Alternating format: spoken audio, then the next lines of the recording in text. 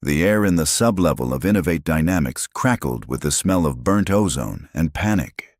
Red lights flashed across the faces of the best engineers a billion-dollar company could buy, each one staring helplessly at the humming metal cabinet that was holding their entire global network hostage. Inside, a magnetic lock on a critical coolant valve was failing, and the temperature of the core servers was climbing 1 degree per minute. At this rate, 30 years of data, the entire company, would be vaporized in less than an hour. Evelyn Hayes, the CEO, stood stone-faced, her arms crossed as she listened to another failed diagnosis. Beside her, COO Warren Price was furiously whispering into his phone, his voice a venomous hiss of blame. "Get me someone who can fix it. I don't care who," he snarled. That's when the door hissed open, and a man they had never seen before walked in. He wasn't one of their polished engineers.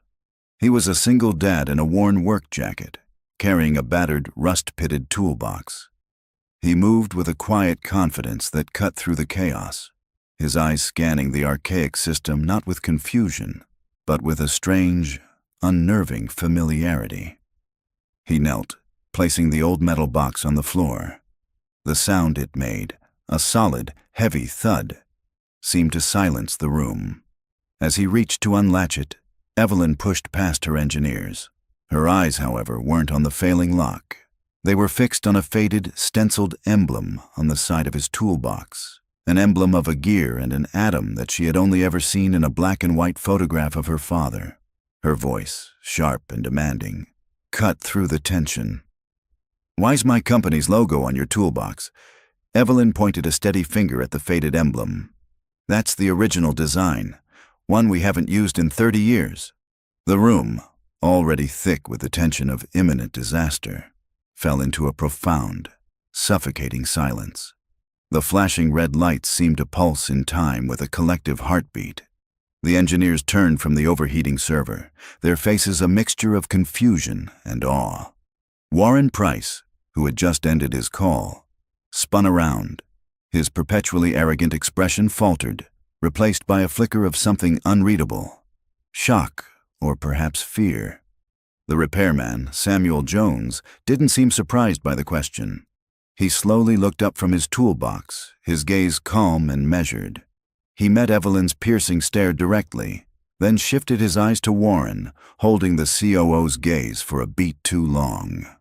A chalky white spread across Warren's features.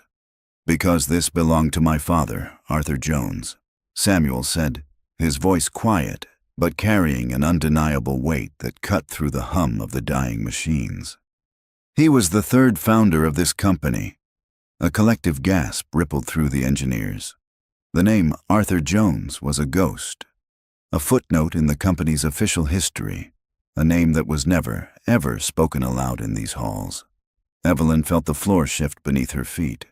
Her father had always spoken of two founders, himself and Alistair Price. Warren's father. A third founder? It was impossible. It was a lie. Yet the toolbox in front of her, a relic from a forgotten era, suggested otherwise. Warren stepped forward, his voice regaining its usual sharp, dismissive edge, though it was now brittle. "That's absurd. This is a secure area. Who let this man in? Security! He's here because you told them to find anyone who could fix this mess," Evelyn snapped, her eyes never leaving Samuel. She saw no deception in his face, only a weary resolve. "My father never mentioned a third partner." "I'm not surprised," Samuel replied, a hint of old pain in his tone. He finally broke eye contact with her and turned his attention back to the server cabinet. With a flick of his wrist, he unlatched the toolbox. The lid opened with a soft groan, revealing not a chaotic jumble of tools, but a meticulously organized set of strange, custom-made instruments, nestled in worn, velvet-like lining. He then added the line that would detonate the foundation of Evelyn's world. "Before he died, he told me this toolbox contained a key, and that if I ever found myself in this room, it meant the company was facing a threat that only his son could stop." The implication hung in the air, heavy and terrifying. This wasn't just a system failure. It was a targeted attack, a ghost in the machine that had been dormant for decades. A threat? What are you talking about? Warren demanded, his voice bordering on a shout. Fix the damn lock before we lose everything! Samuel ignored him. He selected a thin metallic probe from his box and approached the overheating server. His movements were economical and precise, the actions of a man who knew this machine not from a manual, but intimately, as if he had built it himself. The magnetic lock isn't the problem, Samuel stated, his voice echoing slightly in the tense silence. It's a symptom. The system's controller is trapped in a feedback loop. Standard diagnostics won't see it. It was designed to be invisible. Designed, Evelyn repeated, taking a step closer. Who would design a flaw like that? Samuel's hands moved with a surgeon's grace, bypassing the main panel and going straight for a small, unmarked access port near the base of the machine. A port none of her engineers had even noticed. Someone who wanted a kill switch, he said without looking up. Someone who knew he might be betrayed and wanted a way to protect his legacy. My father.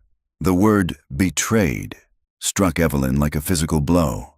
She thought of the stories her father told her, tales of tireless innovation and a loyal partnership with Alistair Price. Had it all been a lie? Was the empire she now commanded built on a foundation of deceit?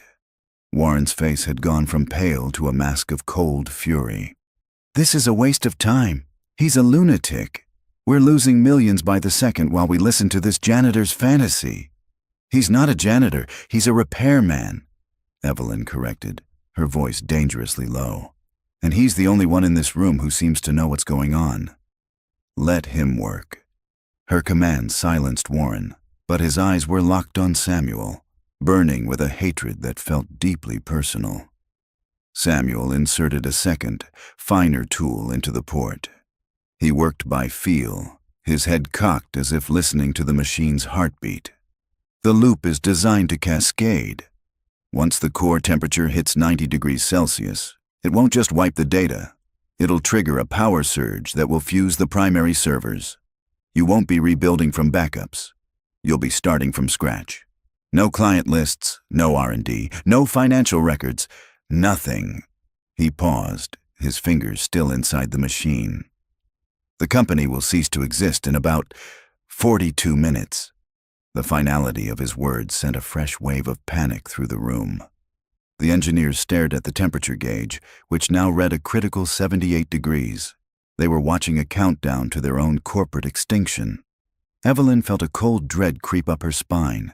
This wasn't a random failure, and this wasn't a random repairman.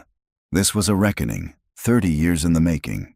The son of a forgotten founder had appeared in their darkest hour, carrying a toolbox with a ghost's logo, claiming to hold the only key to their survival. She was standing at the epicenter of a conspiracy that implicated her own family, and the only person who could save her was the man whose family hers may have destroyed. She looked at Samuel Jones, a man who should have been a stranger, and felt the unnerving certainty that her life and the legacy of Innovate Dynamics was now entirely in his hands. With the countdown hanging over them like a guillotine, Evelyn's focus narrowed to the man and his machine. The chaos of the room faded into a dull roar, the panicked faces of her employees blurring at the edges of her vision. All that mattered was Samuel Jones and the strange, intricate dance his fingers were performing inside the server's guts. What do you mean, a key? Evelyn pressed, her voice low and urgent, meant for him alone. What does it do? It doesn't open a lock, Samuel answered, his concentration unbroken. He pulled a small, curious device from his toolbox. It looked like an old-fashioned voltmeter, but with a series of unlabeled dials and a single, polished brass keyhole at its center. It authenticates. My father's code won't accept a command to shut down the kill switch without a specific analog signature. It's a handshake between hardware and software that can't be faked. He took a small, ornate brass key from a hidden compartment in the toolbox handle and inserted it into the device. It clicked into place with a satisfying mechanical finality. Warren watched, his face a thundercloud of disbelief and rage. This is a circus. You're letting a complete stranger plug some antique junk into our multi-billion-dollar network based on a fairy tale. He jabbed a finger at Samuel. For all we know, he's the one who triggered this. This could be a shakedown. Shut up, Warren, Evelyn commanded, her voice like ice. The accusation, however, planted a seed of doubt. Was it possible? She watched Samuel, searching for any sign of deception. All she saw was a man trying to save a life, though whether it was the company's or his own, she couldn't tell. Samuel attached a pair of alligator clips from his device to 2 specific nodes deep within the server, points that looked no different from 100 others. The cascade was triggered by a silent, encrypted command sent to the server 3 days ago. It was set to activate when the system ran its weekly diagnostic, which was an hour ago. You can check the logs. Unless you think I have access to your internal network, I didn't trigger this. He glanced at Warren. But someone did. Warren's jaw tightened. He opened his mouth to retort, but no sound came out. The temperature gauge hit 82 degrees. The hum of the servers had risen to a painful, high-pitched whine. Sweat beaded on the foreheads of the engineers, who had backed away as if the machine might actually explode. Samuel began to turn the dials on his device in a precise sequence. My father, Arthur, he believed in balance. In every system he built, for every lock, there was a key. For every failsafe, a protocol. He said that a partnership, like a machine, needed to be built on trust, but protected by design. He paused, his fingers hovering over a final, red-rimmed dial. He was the visionary. Your father, Evelyn, he was the architect. He could take Arthur's wild ideas and make them practical. Alistair Price. He was the salesman. He got the money.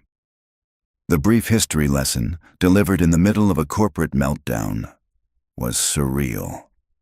Evelyn found herself picturing the 3 young men from the photograph in the archives, her father among them, full of ambition and hope. What had gone so wrong? He's stalling, Warren barked, taking a step toward Samuel. Security! Get him away from there! 2 guards who had been hovering nervously near the door moved forward. Stand down! Evelyn's voice rang out with absolute authority. The guards froze. She walked until she was standing between Warren and Samuel, a human shield protecting her last hope. If you interfere with him in any way, Warren, you're fired. Is that clear? The threat was real. The raw power in her voice left no room for argument. Warren recoiled as if slapped, his face contorted in a mask of pure hatred. He was beaten for now. It's almost done, Samuel said, his focus absolute. He turned the final dial. A soft green light flickered on his antique device. On the main server panel, a hidden line of code flashed on the diagnostic screen, visible for only a second before vanishing. It read, AJ protocol engaged. Hello, son. Samuel let out a breath he seemed to have been holding for a lifetime. He then typed a rapid sequence of commands into a terminal, his fingers flying across the keyboard. The loop is broken. Rerouting coolant now. For a heart-stopping moment, nothing happened. The whine of the servers continued, the temperature gauge creeping to a terrifying 88 degrees. One of the younger engineers let out a choked sob. Then, with a deep, shuddering groan, the main coolant pumps kicked in. A wave of cold air washed through the room.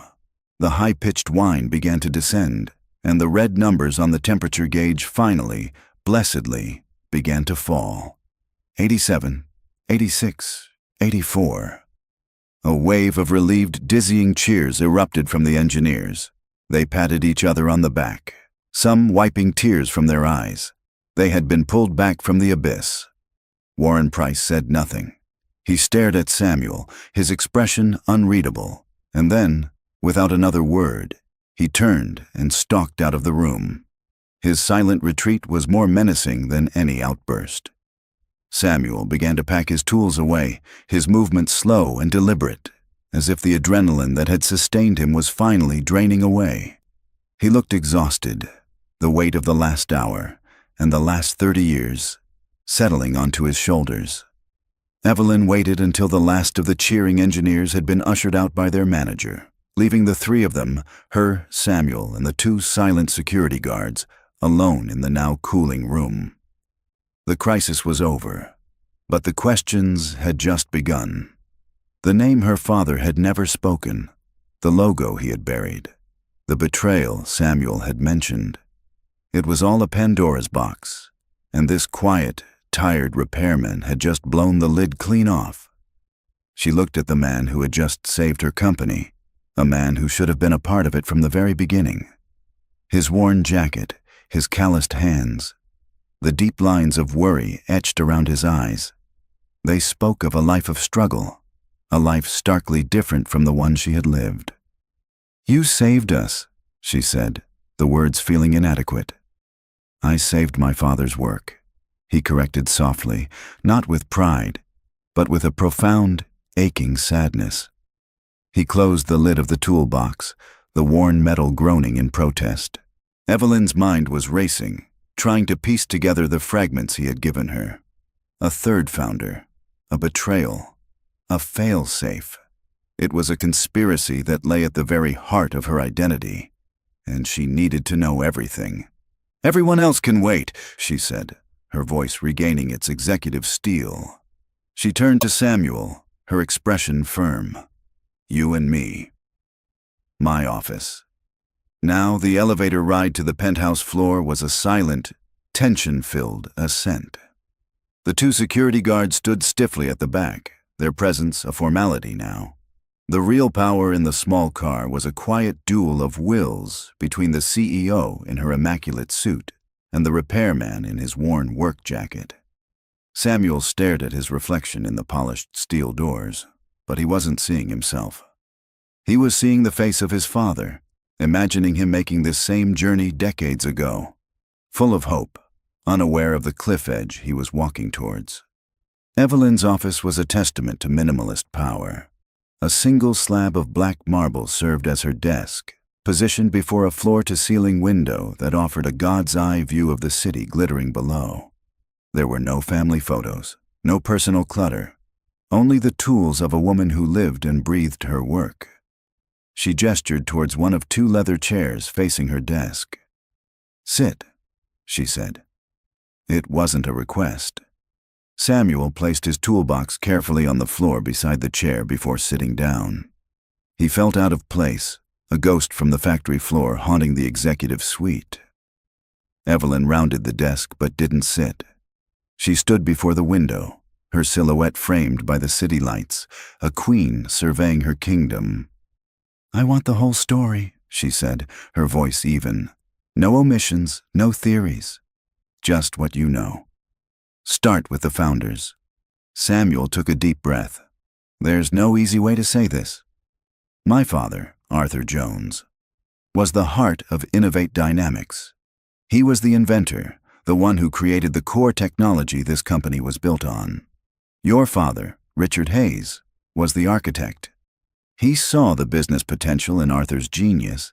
He designed the corporate structure, the roadmap. And Alastair Price, he was the hammer. He got the investors, and he broke down the doors. In the beginning, they were a perfect team." Evelyn listened, her expression unreadable. She had heard a sanitized version of this, of course, the tale of two partners, Hayes and Price, who conquered the world. Arthur Jones was never in that story. "They were equal partners," Samuel continued, his voice laced with an old, inherited pain. "A three-way split. They signed the original partnership agreement on a napkin in a diner, then had it formalized by a lawyer. My father trusted them. He trusted your father completely. That was his mistake." He paused, gathering his thoughts. The company grew faster than anyone imagined. Arthur was focused on the lab, inventing the future. He didn't pay attention to the stock certificates, the legal filings. Alastair Price handled that, with your father's blessing. They started issuing new classes of shares, diluting my father's stake without his knowledge. They'd have him sign complex documents, telling him they were for patent protection or funding rounds, when in reality, he was signing away his own company. Evelyn finally turned from the window, her eyes narrowed. My father was a man of integrity. Was he? Samuel challenged, his voice gentle but firm. Or was he a man who let his partner do the dirty work while he looked the other way? Alistair was the aggressor, but your father enabled him. When the time was right, they made their move. They called a board meeting my father didn't even know he was no longer on. They accused him of erratic behavior, of being a liability to the company's stability. They used his focus, his obsessive passion for his work, against him. They offered him a severance package that was an insult, a fraction of what he was owed. When he refused, they threatened to destroy his reputation, to blacklist him from the industry entirely. Samuel leaned forward, the memory igniting a fire in his eyes. My father was an inventor, not a fighter. They broke him.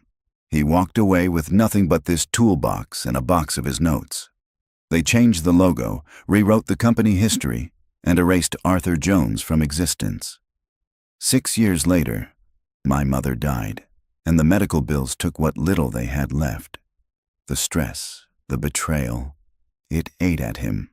He was diagnosed with cancer a few years after that. He died believing he was a failure. The silence that followed was heavy with the weight of the accusation. Evelyn walked slowly to her desk and finally sat down. The powerful CEO suddenly looking small behind the massive slab of marble. "Why now, Mr. Jones?" she asked, her voice barely a whisper. "Why after all this time?" The question brought him crashing back to the present. The anger faded, replaced by the raw, desperate fear that was his constant companion. He reached into his jacket pocket and pulled out his worn wallet, extracting a small folded picture. He slid it across the desk. It was a photo of a young girl with bright, intelligent eyes and a smile that could light up a room, though a small nasal cannula for oxygen was just visible. "That's my daughter, Lily," Samuel said, his voice thick with emotion. "She's 8. She has cystic fibrosis.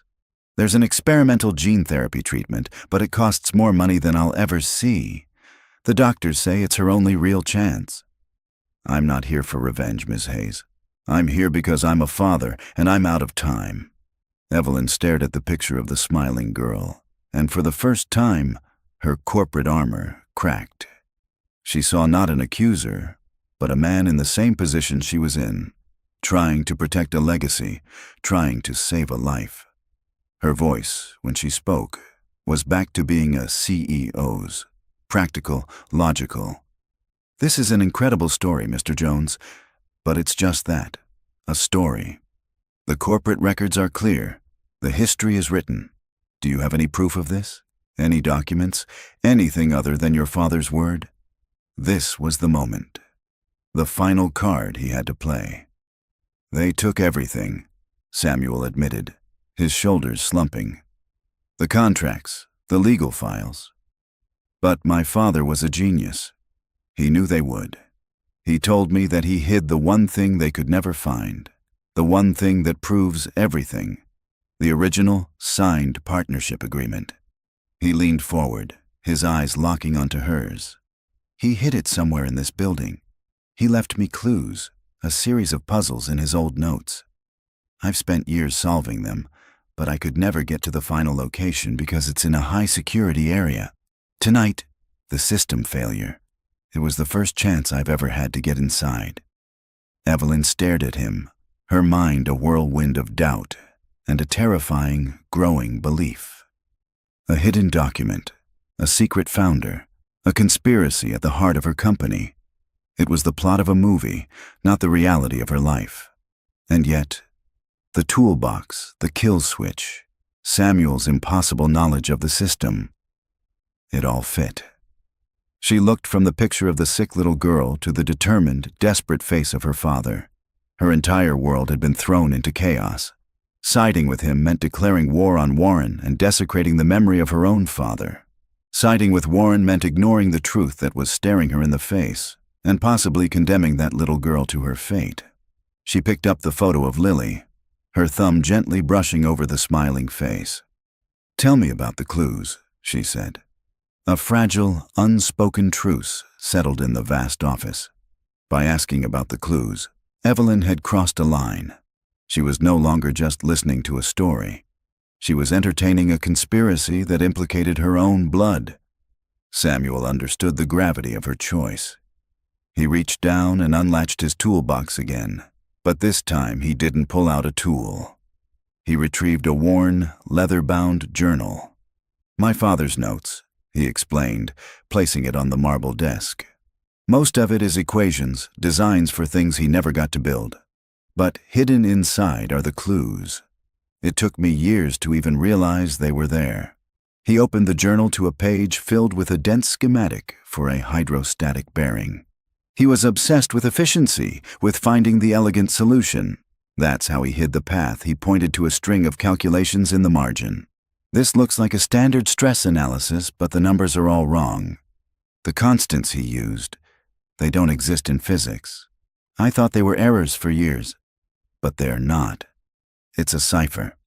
He slid a piece of paper across the desk, on which he'd transcribed the numbers. "Read them as coordinates. The first set is a page number in the city's patent archive. That page has one of his earliest filings. The second set of numbers is a character count on that page. If you go to that exact letter and the next 10, it spells out a name, the Cornerstone." Evelyn felt a chill. The Cornerstone was the name given to the original server room, the very room they had just left.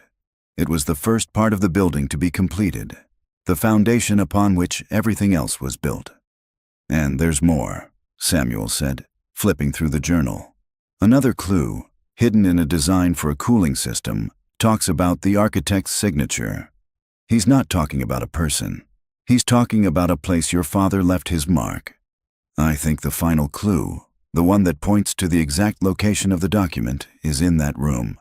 And I think it's something only your father, or someone who knew him well, would recognize." Evelyn's mind raced. It was brilliant. A treasure map hidden in plain sight. A map only a son who shared his father's unique mind could possibly decipher. Before she could respond, the intercom on her desk buzzed harshly. "Miss Hayes," her assistant's voice said, strained. "Mr. Price is here to see you. He says it's urgent." "Let him in," Evelyn said, her voice cold. She gave Samuel a quick, meaningful look. Not a word. The office doors swept open and Warren stormed in, his face flushed with anger.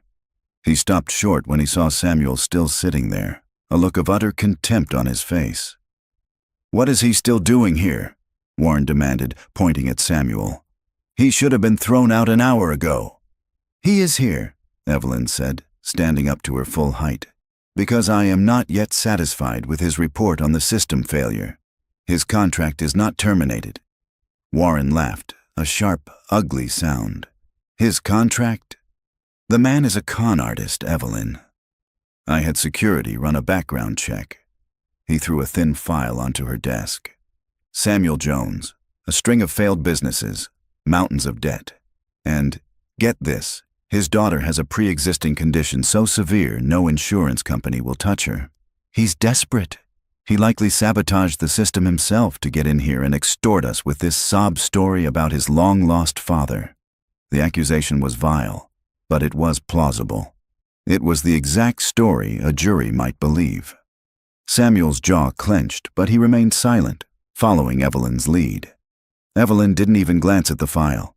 "Are you suggesting a freelance repairman bypassed 3 decades of security protocols to trigger a hidden flaw that none of our in-house experts even knew existed? All for a payday he had no guarantee of getting?" She picked up the file and held it between 2 fingers as if it were contaminated. "Your desperation is showing, Warren." "My desperation?" he shot back. "I'm trying to protect this company, our father's company, from a grifter. He's playing on your sympathy. This is a shakedown, plain and simple. I'm instituting a full security review of the entire building, starting with the sub-levels. New protocols, new access codes, biometric scanners on all sensitive areas, including the Cornerstone. It's my job as COO to mitigate threats, and right now, he is the biggest threat we have." The threat was clear. Warren was going to lock the place down, making it impossible for them to search. He was putting the final piece of the puzzle, and Lily's last hope, permanently out of reach. Evelyn walked around her desk until she was standing directly in front of him. You will do nothing of the sort without my written approval. This company has one leader, Warren, and it is not you. Now get out of my office." The sheer force of her command made Warren take an involuntary step back. The two of them were locked in a silent battle of wills. He was the COO, a man of immense power within these walls, but she was the CEO, and her authority was absolute. With a final venomous glare at Samuel, Warren turned and left, the office doors closing with a defeated hiss behind him. The room was quiet again, but the confrontation had changed everything. The threat was no longer a ghost from the past. It was a living, breathing enemy, and he was on high alert.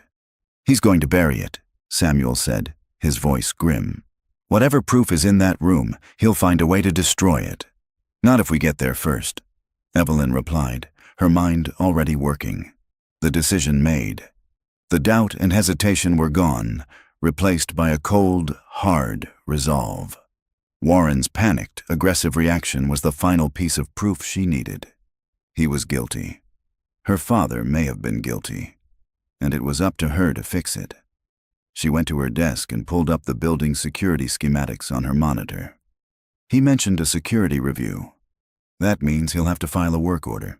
It will take him at least 24 hours to get the authorization and bring in a team. She looked at Samuel, a new fire in her eyes. That gives us a window. Tonight, Samuel stared at her, a flicker of disbelief in his eyes. He had come here expecting a fight, a dismissal, maybe a small settlement if he was lucky. He had not expected an ally, let alone a co-conspirator in the CEO herself. "We go back down to the Cornerstone after the night shift has settled in," she continued, thinking aloud. "My executive override can bypass most of the internal security doors. Your father's clue mentioned an architect's signature. My father was a frustrated architect. He personally designed the layout of that room. If there's a secret, I'm the one who's most likely to recognize it." She turned the monitor towards him.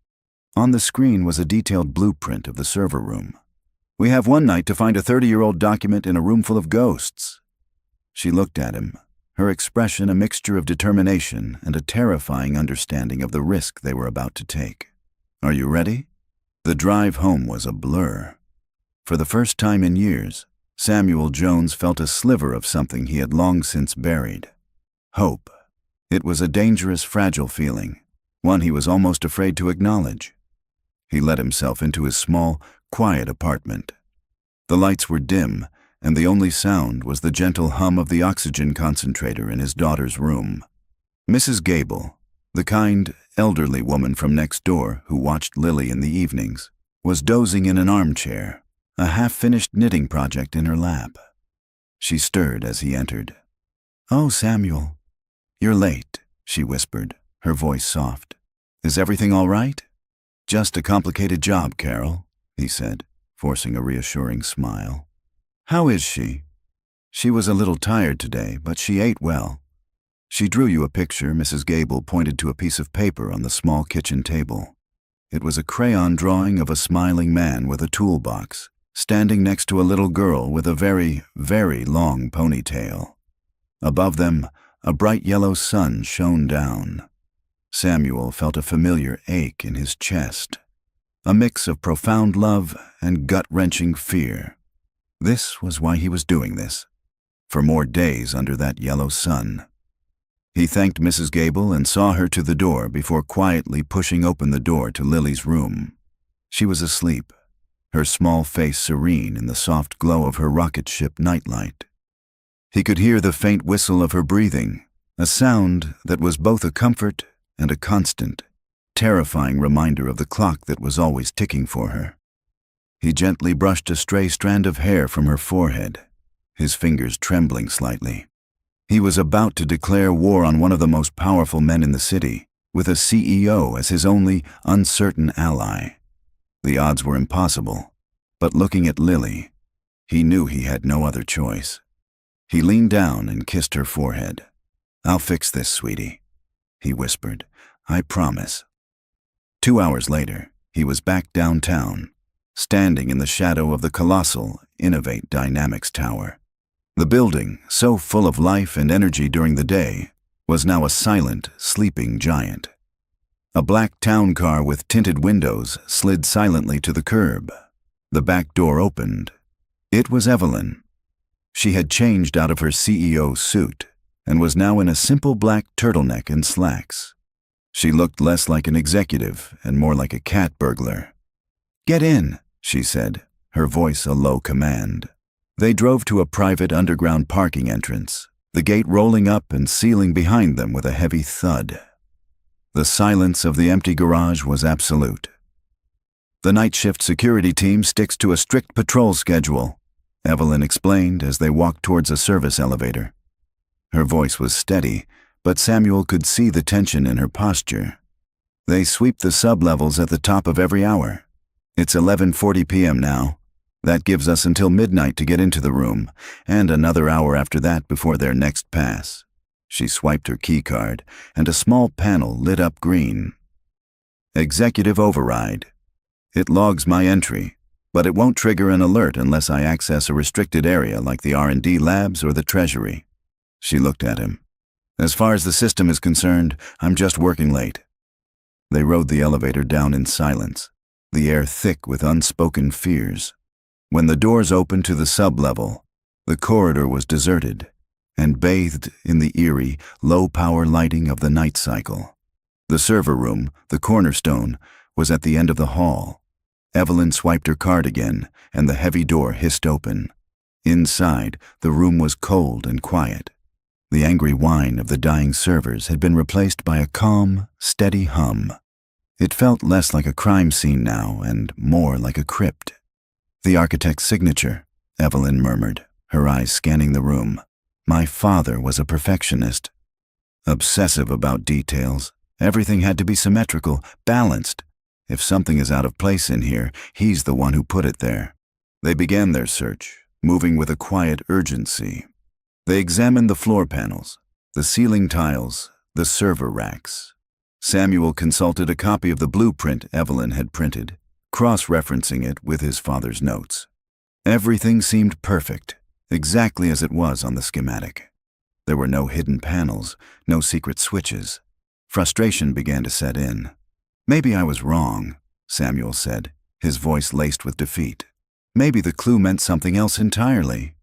"No," Evelyn said, her gaze fixed on the far wall. "You were right. I've just been blind." She walked towards a small, polished brass plaque mounted on the concrete. It was a dedication plaque, the kind found in any corporate building. It read, "Innovate Dynamics Founding Partners, Richard Hayes and Alastair Price. Building tomorrow, today." "I've seen this plaque 100 times," Evelyn said, her voice barely a whisper. "It's been here since the beginning." A monument to the official story. "What about it?" Samuel asked. "Look at it," she urged. "It's crooked." Samuel looked. She was right. The plaque was off by a single, almost imperceptible degree. To anyone else, it would be a minor construction flaw. But to Evelyn, who knew her father's fanatical obsession with straight lines and right angles, it was a glaring error. It was an intentional flaw. It was the signature. She ran her fingers along the edge of the metal. He would never, ever have allowed this. Unless... Samuel was already at her side, pulling a thin, flexible feeler gauge from his toolbox. He slid it carefully into the tiny gap between the plaque and the wall. He probed for a moment. Then his eyes widened. "There's a release pin. On the top right corner, using a magnetic probe, he pressed the hidden pin. There was a soft, metallic click, and the plaque swung outward on a hidden hinge, revealing a square-shaped cavity in the concrete. Embedded within it was a small, dark gray safe, operated not by a key, but by a numbered dial. A combination lock. They stared at it, a wave of triumph immediately crashing against a wall of fresh despair. They had found the secret chamber, the hiding place. But it was still locked. The one piece of evidence that could save Lily and reclaim his family's honor was right there, inches away. But it might as well have been on the moon. Evelyn let out a shaky breath, her hope faltering. A combination. Of course it is. And there's no way to know the code. Samuel looked from the lock back to his toolbox. He thought of his father's words, about the key, about the threat that only his son could stop. The threat wasn't just the kill switch. It was this. It was all of this. He looked at the safe, then at Evelyn. A slow, dawning realization in his eyes. "Maybe we do," he said. "What are you talking about?" Evelyn whispered, her voice tight with a mixture of hope and fear. "How could we possibly know the combination?" Samuel's gaze was fixed on the combination dial, but his mind was elsewhere, back in the pages of his father's journal. "My father was a creature of logic and sentiment all at once," he began, thinking aloud. He wouldn't have used a birthday or a random number. It would be something meaningful, something that represented the soul of his work. A number that was both a signature and a foundation. He turned to face her, his eyes alight with a new, frantic energy. In his notes, there's a patent number he circled over and over again.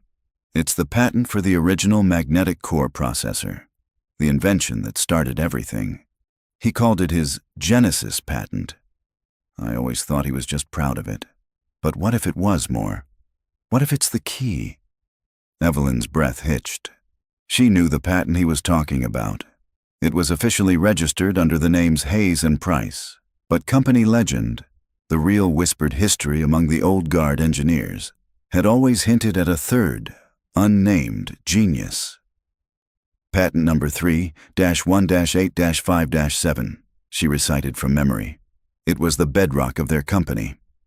6 digits, Samuel said, his voice barely audible. He stepped up to the safe, his hand hovering over the dial. My father always said the most important things should be hidden right out in the open. His fingers, usually so steady, trembled as he gripped the cold metal wheel. The silence in the room was absolute, broken only by the soft, rhythmic clicks of the tumblers.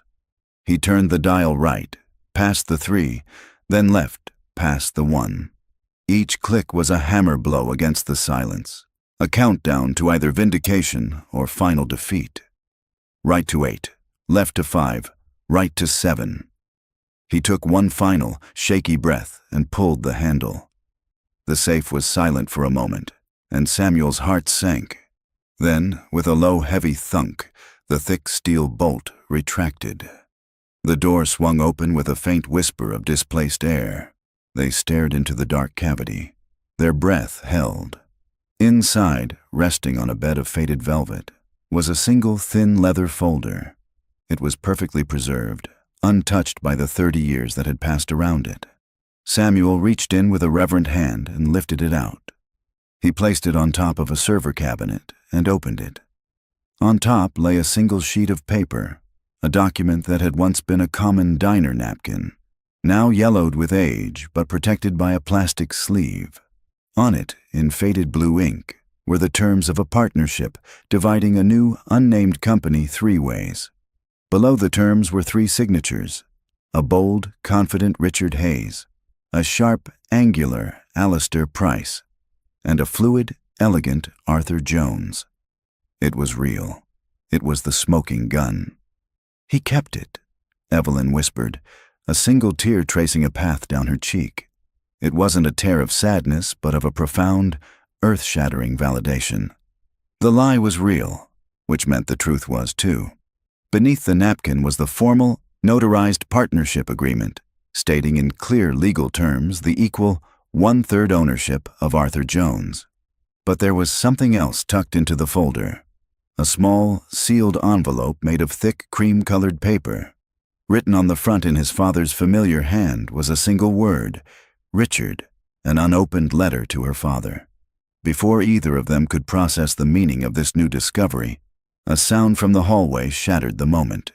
A keycard swiped. The lock on the cornerstone's door clicked open. They froze, their eyes wide with panic. The security sweep. They were an hour early. But it wasn't the blue-uniformed security guards who stepped into the room. It was Warren Price. And he was not alone. Flanking him were two large men in dark suits, their faces hard and impassive. They were not company security. Warren's eyes immediately fell on the open safe, then to the documents in Samuel's hands. A slow, triumphant, and utterly terrifying smile spread across his face. The mask was off. The cornered executive was gone, replaced by a predator. "I knew it," Warren said, his voice dripping with condescending satisfaction. "I just knew you couldn't resist.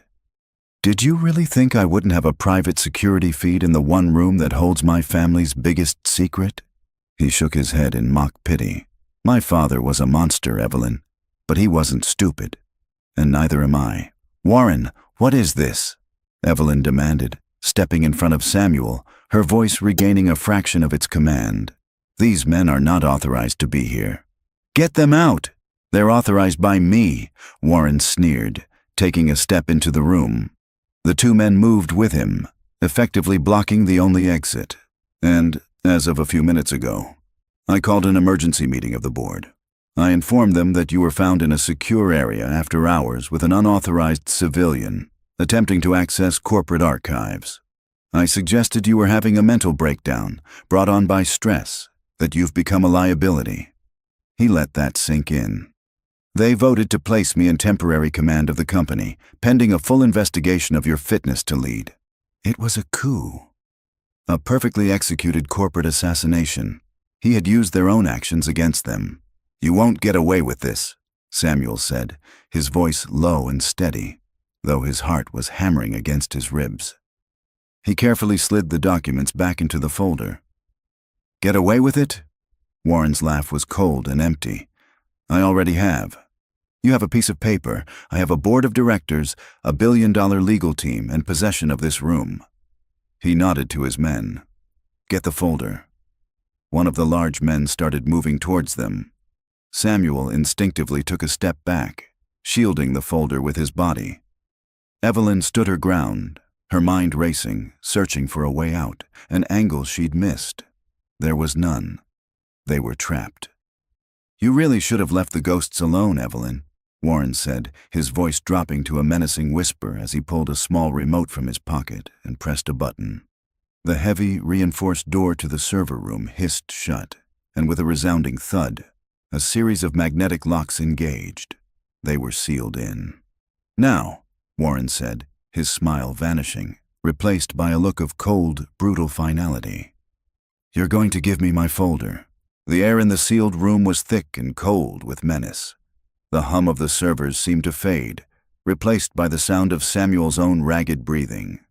Warren's men began to close in, their movements deliberate, professional. They were not here to negotiate. "The folder, Jones," Warren repeated, his voice dangerously soft. "Give it to me, and I'll make sure the board is lenient. A generous severance for Evelyn. For you, I'll pay for your daughter's treatment. All of it. A private donation. No one ever has to know it was a tempting offer, a lifeline, the one thing he wanted most in the world, handed to him in exchange for his silence." Samuel's eyes flickered to Evelyn. He saw the fire in her gaze, the unbending will that refused to bow to a cheap threat. He thought of his father, broken and erased. He thought of Lily, and what kind of man he wanted her to have for a father. A man who sold his soul, or a man who fought. "What's in the letter, Warren?" Evelyn's voice cut through the tension, a sharp blade of defiance. She was looking at the small, cream-colored envelope in Samuel's hand. "The one addressed to my father." "You've seen what's inside, haven't you? That's what you're really afraid of. Not the contract. The truth." Warren's smile tightened. Ancient history, the ramblings of a failed man. "Then let me read it," Evelyn challenged.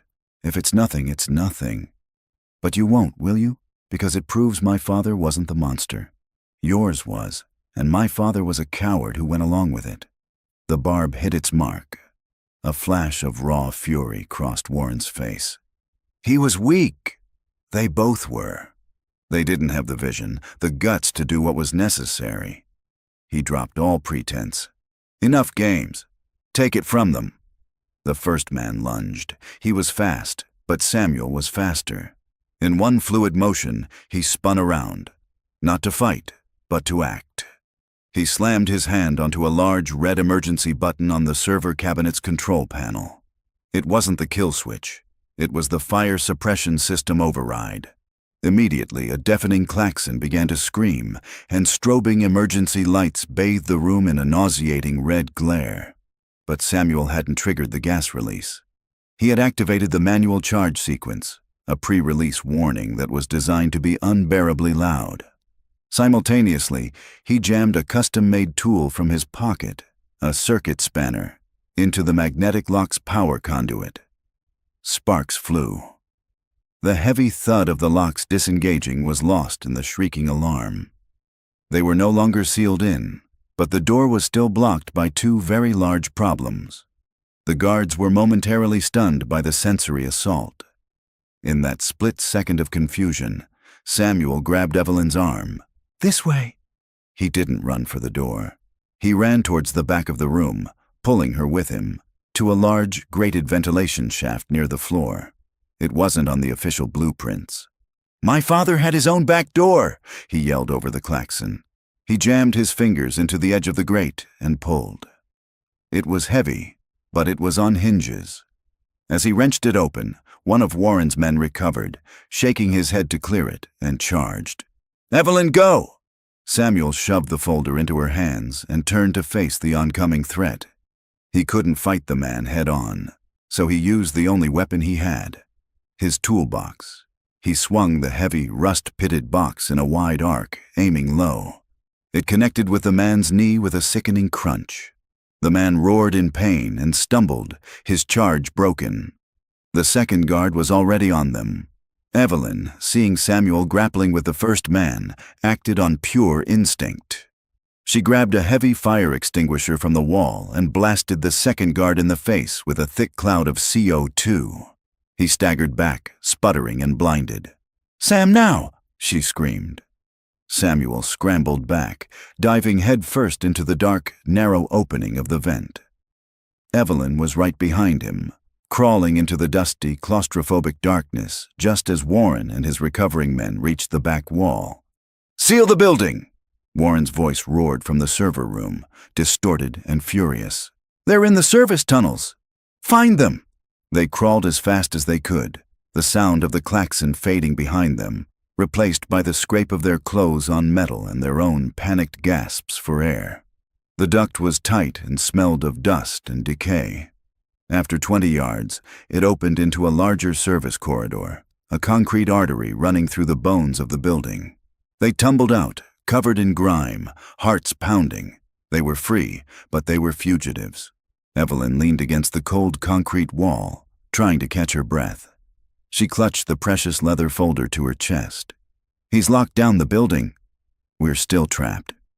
"He can lock the main doors," Samuel said, his mind already working. "But this place is a maze." My father's notes. He had maps of these tunnels. There are ways out that aren't on any official records. He pulled out his phone, his hands shaking as he tried to turn on the flashlight. The screen lit up, showing a dozen missed calls from Mrs. Gable. A fresh wave of fear washed over him. "Lily, we need to call the police," Evelyn said, pulling out her own phone. She had a signal, faint but there. "And tell them what?" Samuel countered, his voice grim. "The acting CEO has just reported that the former CEO is having a psychotic episode and is running around the basement with a repairman. Who do you think they'll believe?" The awful truth of his words hit her. Warren hadn't just trapped them physically. He had built a cage of lies around them. He controlled the building, he controlled the board, and right now, he controlled the narrative. They could walk out the front door with the proof in their hands, and Warren would have them arrested or committed before they could say a word to anyone who mattered. From far down the corridor, they heard the sound of heavy footsteps and shouting. Warren's men were in the tunnels. They were hunting. Evelyn looked at the folder in her hands, then at Samuel. The document that was supposed to be their salvation had become the very thing that could get them killed. "This is worthless," she whispered. the reality of their situation crashing down on her. If we can't get it to someone who will believe us. The sound of footsteps receded down a parallel corridor, and they were left in the suffocating darkness, the silence broken only by their own breathing. Evelyn leaned against the grimy concrete wall, the leather folder a cold, heavy weight in her hands. "He's right," she whispered, the words tasting like ash. "We're ghosts. We have the truth, but we're trapped outside of reality. No one will listen," Samuel was thinking, his mind racing through the fragments of his father's notes, through the stories of the old days. He was looking for an anchor, a piece of the past that Warren couldn't control. "The board," he said suddenly. "Warren said he has their support, but a board is never a monolith. There's always someone who remembers." Evelyn's head snapped up. An image flashed in her mind, a man with kind, weary eyes and a handshake as firm as oak. "George," she breathed. "George Maxwell. Who's that?" "He's the senior board member. He's been there since the beginning. He was my father's oldest friend, the company's first legal counsel. He's retired from day-to-day operations, but he holds the swing vote on any major decision. He's stubborn, cautious, and a man of unshakable integrity." She paused, a new complication dawning on her. "He also revered my father. He'll never believe this story without absolute, irrefutable proof." "We have it," Samuel said, gesturing to the folder. "We just have to get it to him." That was the problem. They couldn't email it. It would be intercepted. They couldn't call him and expect him to believe a wild story from a CEO who had just been painted as unstable. They had to get to him, in person, with the folder in their hands. And to do that, they had to get out of the building. "Follow me," Samuel said, a newfound purpose in his voice. "My father's maps." He had a way out.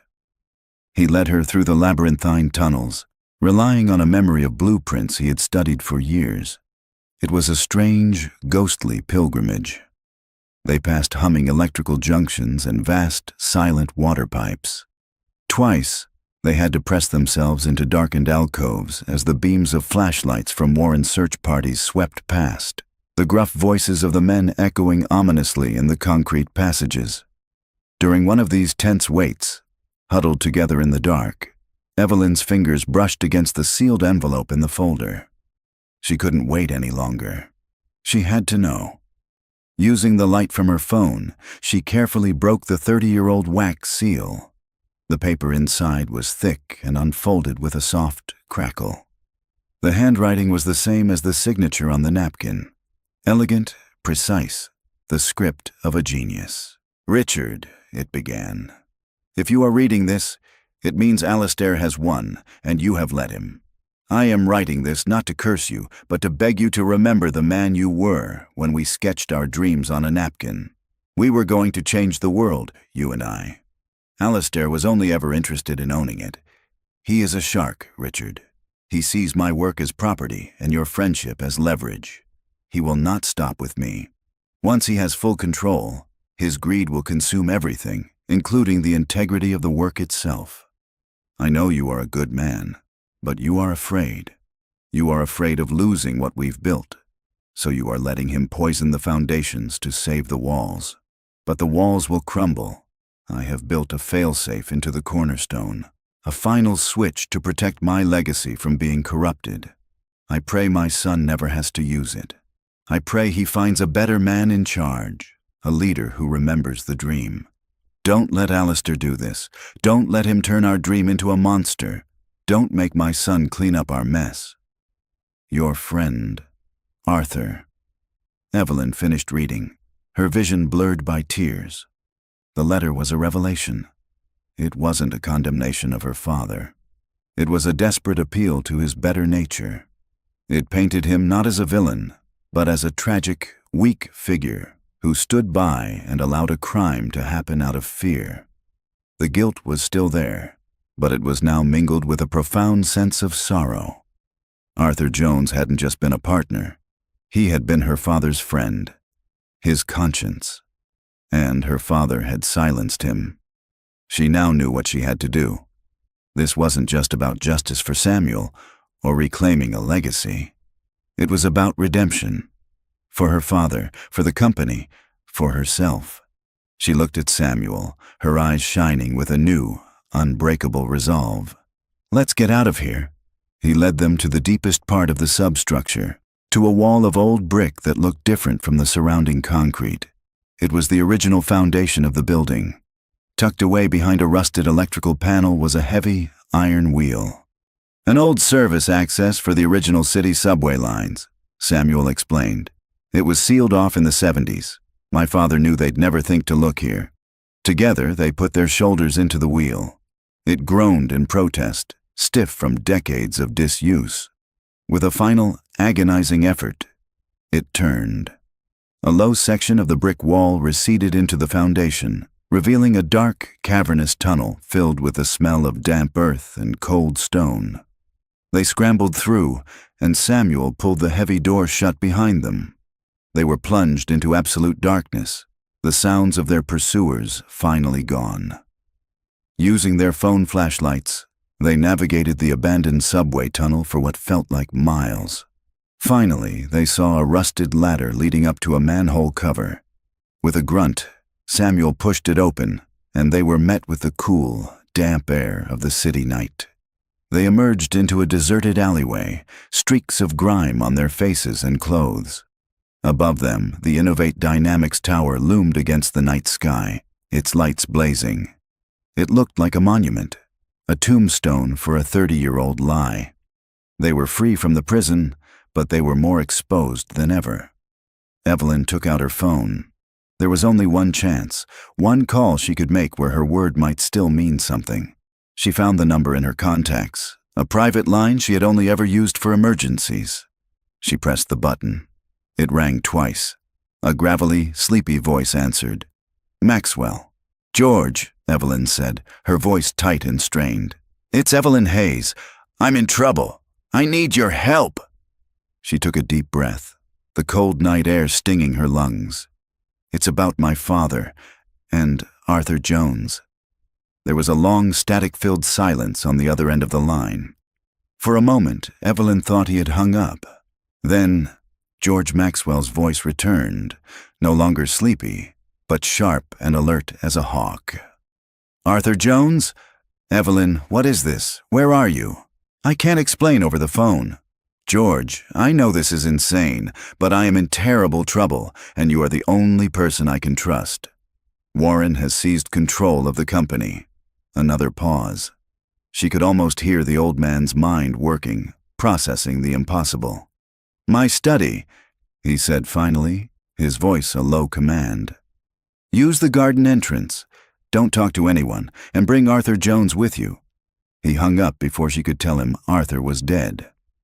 George Maxwell lived in a stately old brownstone in a quiet, tree-lined part of the city. As promised, a small gate leading to a private garden was unlocked.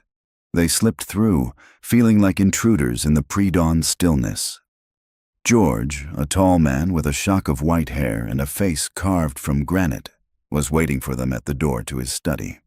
He was in a dressing gown, but he looked as formidable as he did in a boardroom. His sharp eyes took in their disheveled appearance, the grime on their clothes, the exhaustion in their faces. He looked at Samuel, then at the toolbox he was still carrying. His gaze lingered on the faded logo. "You must be the son," he said. It wasn't a question. He ushered them inside, locking the door behind them. The study was a fortress of old leather and dark wood, lined with thousands of books. It smelled of history. "Warren called me an hour ago," George began, getting straight to the point as he poured 3 glasses of water. "He told me a story about a corporate saboteur and a CEO who has lost her mind. He's calling an emergency board meeting for 9 a.m. to have you formally removed." He handed them each a glass, his eyes boring into Evelyn. "Now, you're going to tell me your story. And it had better be good." For the next hour, they laid it all out. Evelyn spoke first, her voice clear and steady, detailing the system failure, Samuel's arrival, and Warren's coup. Samuel then took over, placing the leather folder on the antique desk. He presented the napkin, the notarized agreement, his voice never wavering as he recounted the story of the betrayal his father had told him. George listened, his expression impassive, his fingers steepled before him. He examined the documents under his desk lamp, his eyes, accustomed to scrutinizing contracts for loopholes, missing nothing. He saw the 3 signatures, names that had defined his own youth. He saw the truth of the paper, the ink. "I always wondered," he said softly, almost to himself. Richard was never the same after Alistair took full control. He became haunted. I thought it was just the pressure. He looked up at them, his face a mask of conflict. "This is a 30-year-old document. Warren's lawyers will call it a forgery.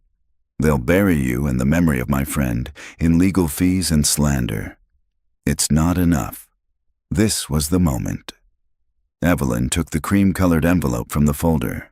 Her hand trembled as she slid it across the desk. "This is," she said. "It was sealed. We found it with the contract. It's from Arthur, to my father." George stared at the envelope as if it were a venomous snake. With a heavy sigh, he picked it up. His old, steady hands carefully unfolded the letter. As he read, the impassive mask crumbled. The lines on his face deepened. His jaw tightened. By the time he reached the final, heartbreaking sign-off, his eyes were glistening with unshed tears. He had not just read a letter. He had heard the voice of a dead friend crying out from the grave. He gently placed the letter on the desk, his movements slow and heavy with the weight of a lifetime of misplaced loyalty.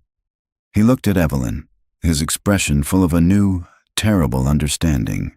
"Your father was a good man," he said, his voice thick with emotion. "But he was a coward. And Alistair Price. Alistair was a wolf. I helped them build a sheepfold, and I never realized a wolf was already inside." At that exact moment, a notification pinged on the tablet sitting on his desk. He glanced at it, and his face hardened, the grief replaced by a cold, righteous fury. He turned the screen towards them. It was the official notice for the 9 a.m. emergency board meeting. The agenda was singular. Vote on the immediate and permanent removal of CEO Evelyn Hayes on grounds of gross incompetence and mental instability. Proposal to instate COO Warren Price as acting CIO. "The boy is moving fast," George said, the words like chips of ice. "He's not just trying to discredit you, he's trying to erase you, just like his father did to Arthur." The sun was beginning to rise, casting long shadows across the book-lined walls. The meeting was in less than 2 hours. It was the final move in a game that had started before they were born. "He can't get away with it," Samuel said, his voice low. "We have to release this to the press." "No," George said, a new, dangerous light in his eyes. He stood up, the frail, sleepy old man completely gone, replaced by the legal titan he had once been. "We do not fight Alistair Price's son in the mud. We fight him in the arena he built." He looked at Evelyn, then at Samuel. "Warren has called a meeting to put Evelyn on trial, so we will attend. We will let him make his accusations. We will let him build his gallows. And then, when he is standing on top of it, we will present the evidence. Not to the world, but to the half-dozen people in that room who have the power to hang him with his own rope." He walked over to a wardrobe and pulled out a perfectly pressed suit.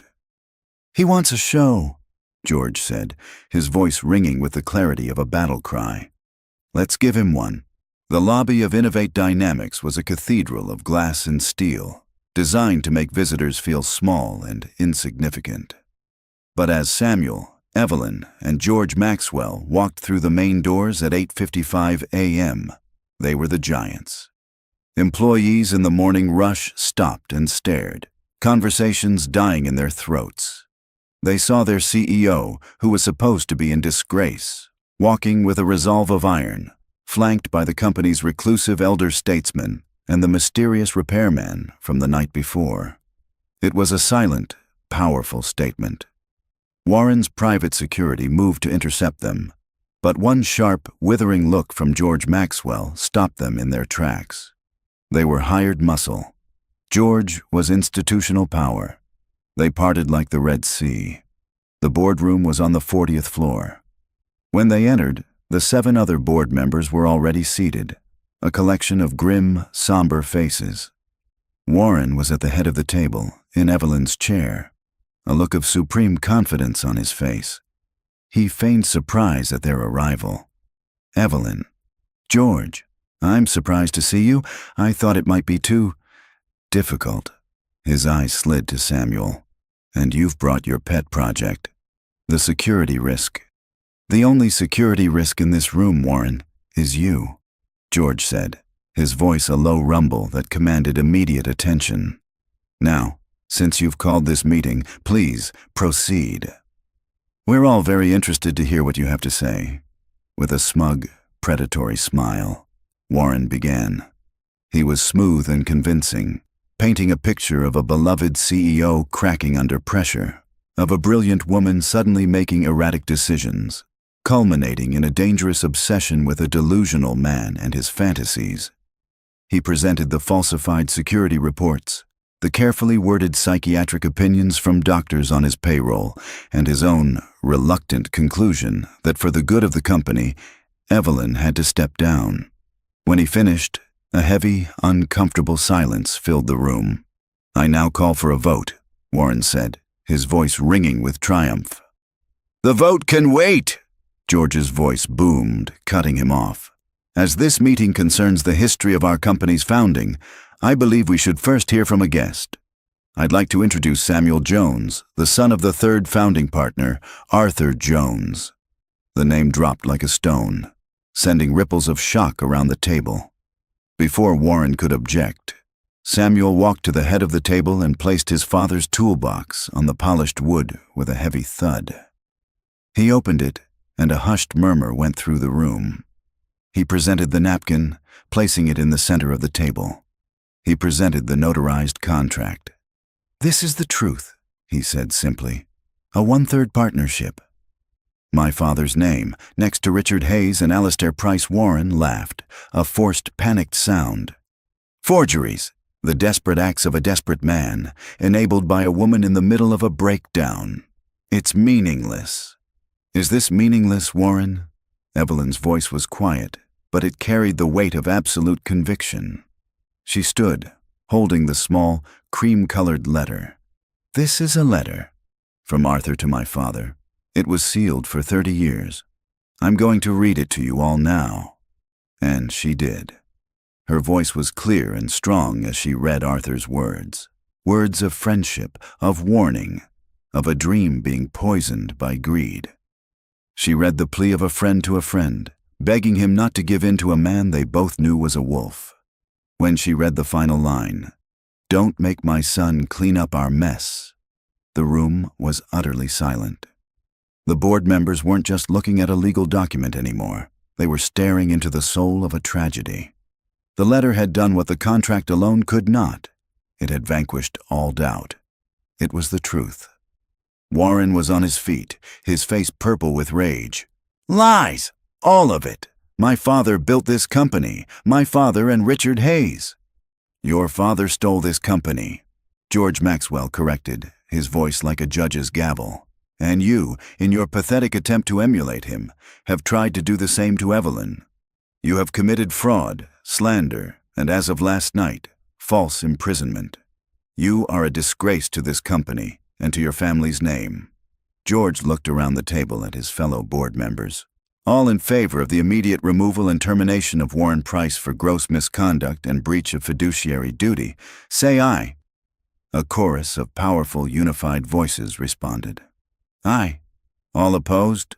Silence. Warren Price stood alone, his empire of lies having crumbled to dust in a matter of minutes. His face was a mask of disbelief and pure, undiluted hatred. "You haven't won," he hissed at Samuel. "You have no idea what you've done." "Call security," Evelyn said, her voice devoid of all emotion. "The real ones." 2 uniformed Innovate Dynamics guards entered and escorted a sputtering, defeated Warren Price from the room, his reign of terror over. The aftermath was swift and decisive. With George Maxwell guiding the legal process, the board unanimously voted to restore the Jones family's 1/3 ownership stake, effective immediately.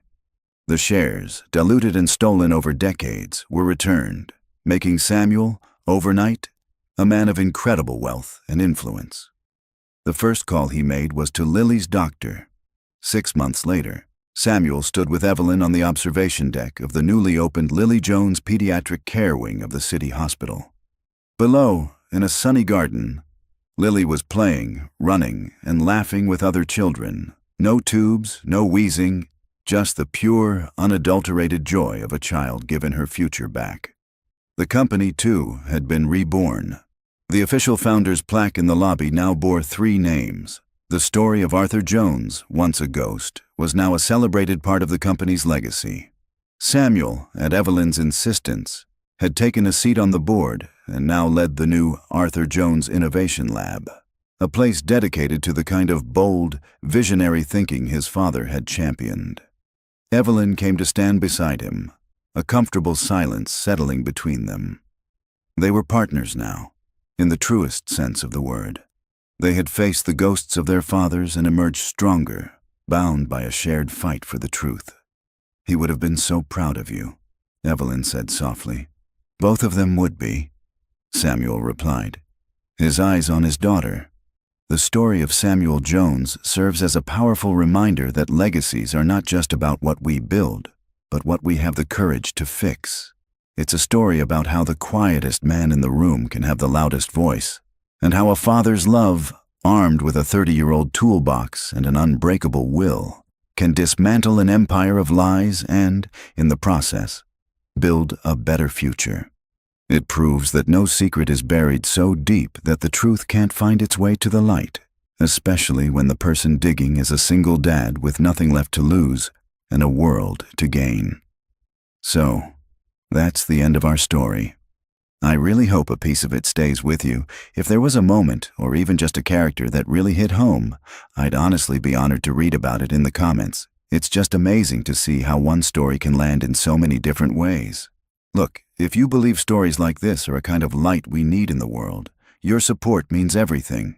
When you like and subscribe, you're doing more than just helping a channel grow. You're really casting a vote for stories that aren't afraid to look at what makes us human. And you're helping that light find someone who might be in the dark. Thank you for lending me your time. It means a lot.